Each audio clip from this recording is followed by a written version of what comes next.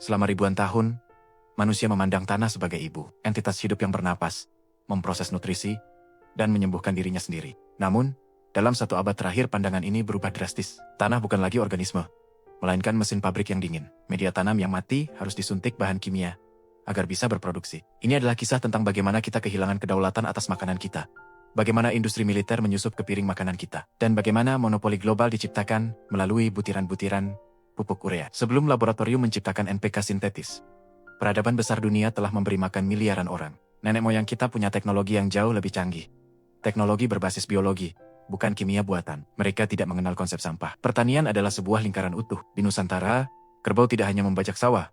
Kotoran dan urinnya adalah emas cair. Urinnya kaya nitrogen, kotorannya penuh mikroba aktif, yang tak bisa dibuat pabrik manapun. Di Amazon, ada yang namanya terra preta. Tanah hitam super subur yang dibuat ribuan tahun lalu oleh penduduk asli, dengan mencampur arang, tulang hewan, dan sisa organik.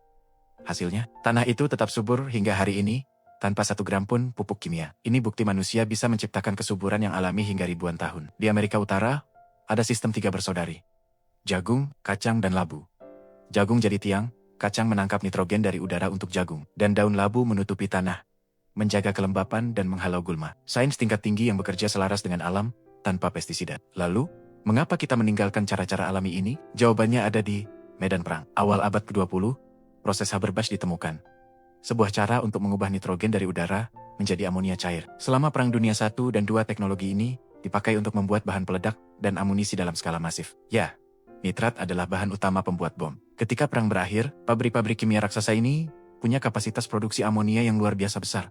Tapi tidak ada lagi pasar untuk bom. Untuk mencegah kebangkrutan, amonia dan nitrat itu dialihkan fungsinya. Mereka memasarkannya sebagai pupuk nitrogen. Secara harfiah, sistem pangan modern kita dibangun di atas sisa-sisa infrastruktur perang. Kemudian, pada tahun 1960, datanglah revolusi hijau. Benih-benih baru hasil rekayasa laboratorium diperkenalkan. Benih ini menjanjikan hasil panen yang meledak, tapi punya satu cacat bawaan.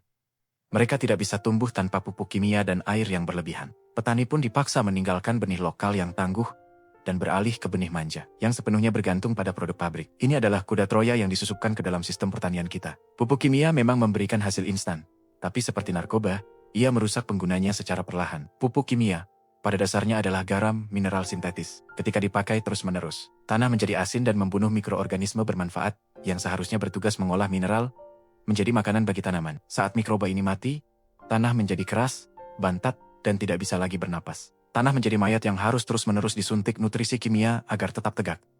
Bahayanya tidak berhenti di situ. Pupuk nitrogen yang tidak terserap tanaman akan hanyut ke sungai dan air tanah, menyebabkan ledakan alga yang membunuh kehidupan air. Bagi manusia, konsumsi air atau tanaman dengan kadar nitrat tinggi telah dikaitkan dengan berbagai masalah kesehatan serius, termasuk kanker. Belum lagi, produksi pupuk kimia bertanggung jawab atas emisi gas rumah kaca yang masif, jauh lebih kuat dari asap kendaraan dalam merusak lapisan ozon kita. Di balik alasan memberi makan dunia, ada agenda ekonomi yang sangat kuat untuk memonopoli pertanian global. Penggunaan pupuk kimia adalah cara korporasi besar untuk mencabut kedaulatan petani. Jika dulu petani bisa membuat pupuk sendiri dari ternaknya, kini mereka harus membelinya dari pabrik. Arus modal mengalir dari desa ke kota, dari petani ke korporasi. Petani tidak lagi menjadi pemilik usaha, tapi hanya perpanjangan tangan industri kimia. Monopoli ini diperkuat melalui apa yang disebut paket teknologi. Korporasi mengikat petani dengan satu paket: benih, pupuk, dan pestisida. Jika petani hanya membeli benihnya, tanaman itu tidak akan tumbuh optimal, karena memang didesain hanya untuk merespons pupuk merek tertentu.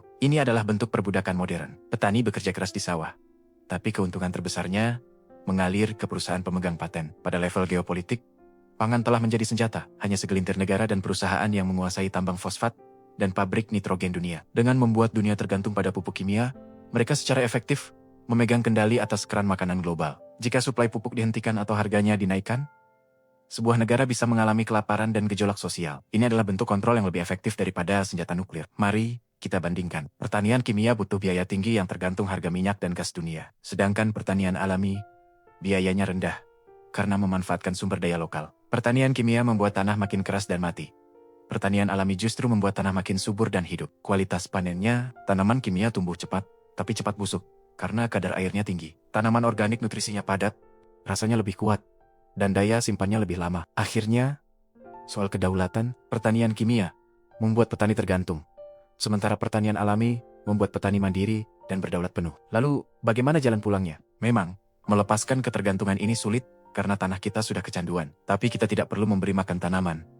Kita hanya perlu memberi makan tanah. Dengan memberikan kompos, pupuk kandang, dan biomasa, mikroba akan kembali datang. Mikroba inilah yang akan bekerja gratis 24 jam untuk memberikan nutrisi terbaik bagi tanaman. Solusi terbaik melawan monopoli adalah desentralisasi. Setiap desa harus mampu memproduksi nutrisinya sendiri. Ketika nutrisi tersedia di tingkat lokal, cengkeraman monopoli korporasi global akan runtuh. Ketergantungan pada pupuk kimia adalah jebakan sejarah yang dimulai dari limbah perang dan diperkuat oleh kepentingan monopoli. Kita telah ditipu untuk percaya bahwa tanpa kimia, kita akan kelaparan. Padahal alam telah menyediakan segalanya secara gratis. Bertani tanpa kimia bukan sekadar teknik. Ini adalah sebuah gerakan perlawanan untuk merebut kembali piring makan kita dan mengembalikannya ke tangan ibu bumi.